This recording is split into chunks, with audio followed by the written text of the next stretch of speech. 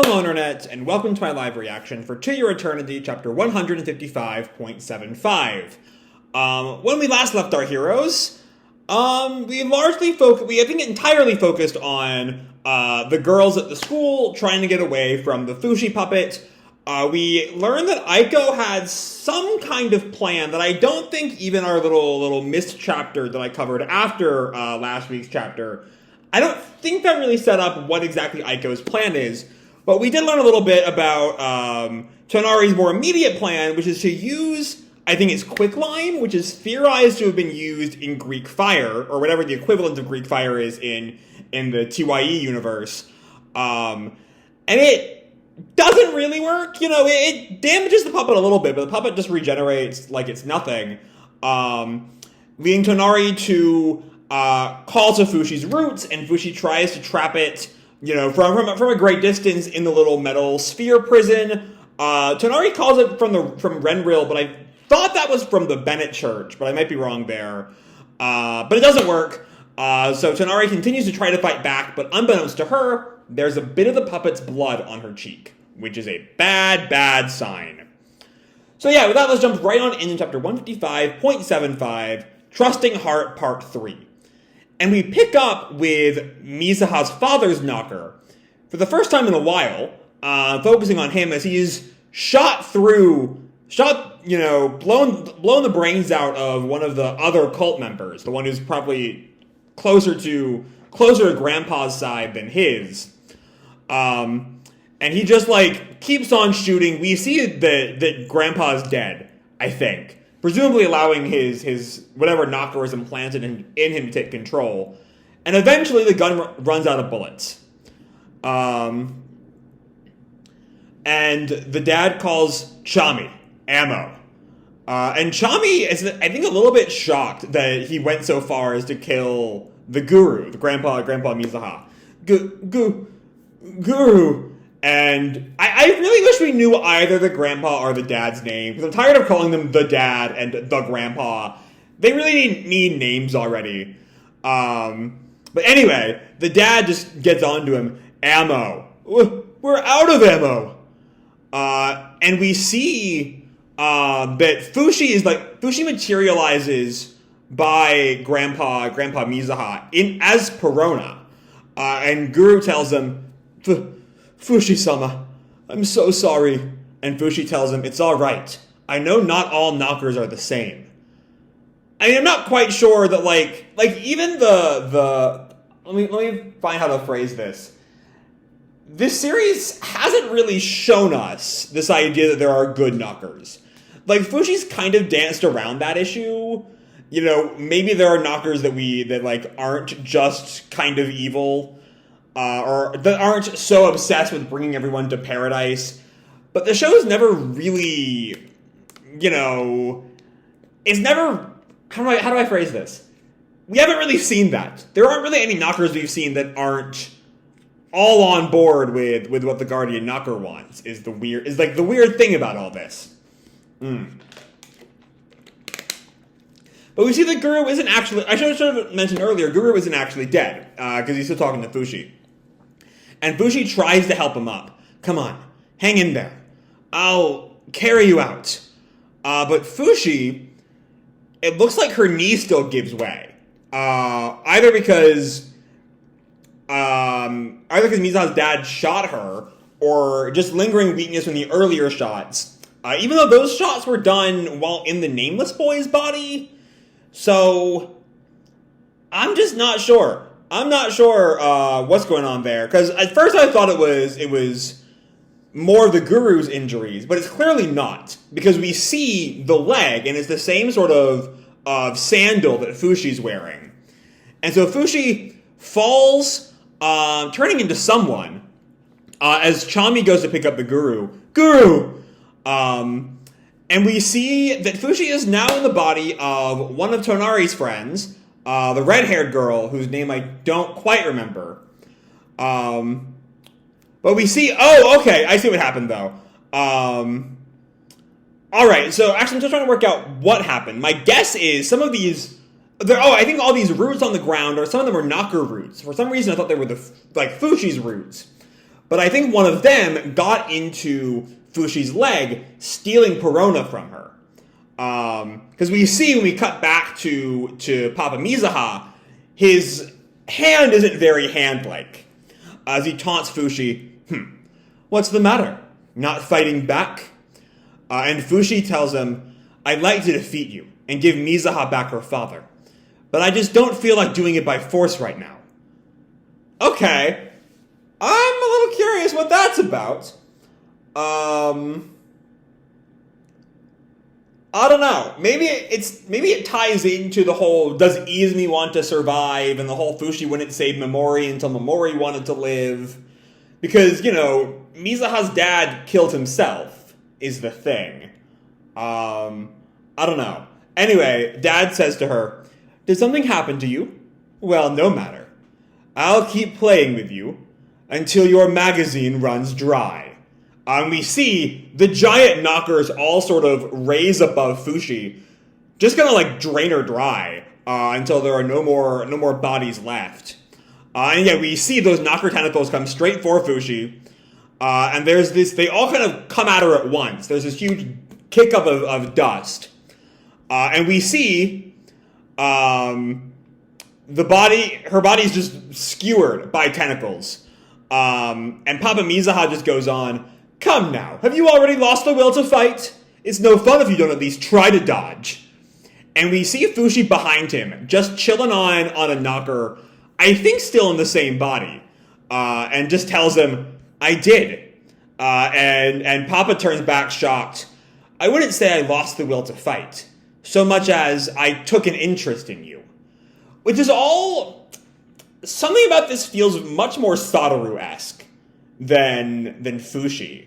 There's just something about Fushi in this chapter I can't quite put my finger on. Because she does seem a lot colder than usual.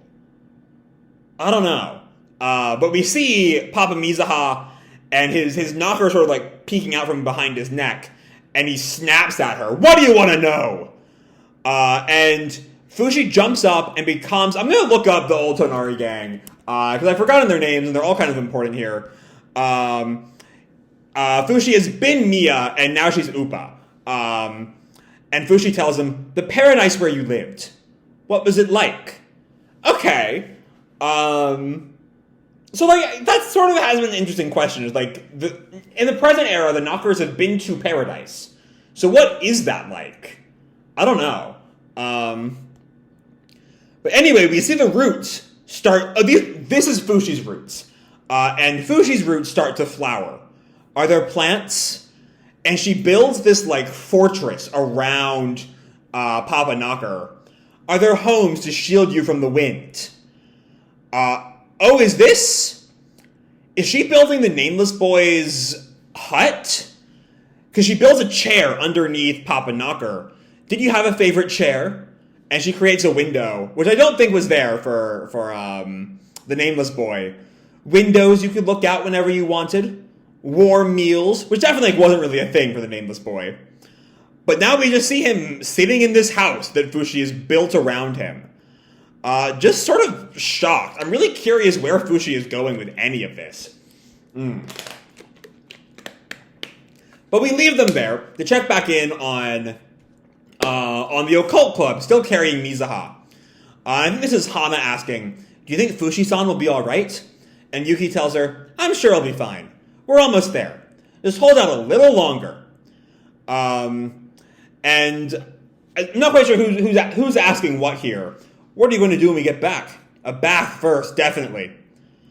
And then we have... I don't know what's going on here. Okay. So this is more of the Occult Club's conversation. But we're watching Chami and the Guru and someone else who reminds me of what was Bond's wife's name? Iris, I think was her name. Back when we thought that she was Toto. And I'm curious if that's relevant at all, or if she's just some guardian. I'm starving. And Yuki's coming to our place. We love extraterrestrials. But one of them tells him you might get invaded. And Yuki's just so cheery about this. Fushi will make all the beds we need. It's not what I meant. And Yuki is still just sort of hopeful about the same kind of concept of peace between Knocker and humanity that Yuki, I had assumed, sort of only pretended to believe in way back when he was sort of like scouting Mizuha for information. We share a common language. I believe we can all be friends. And Hana just looks at him, common language? And then we cut back to Papa Mizuha. Back when Mizuha was like a real young kid. Eek! This is a baby Mizuha, I think. That's cold! What happened? We're flooded! And we see Izumi's like spilled some drink or something. Sorry, Mizuha, I spilled it. And then she sees her father, whose name we still just don't know. Oh, welcome home, Papa. And then we see Izumi and Mizuha with these flowers. Look, new flowers came in. Aren't the colors nice? And we see there's like food made. And it seems to be him or his knocker fantasizing about, the past with Izumi and Mizuha.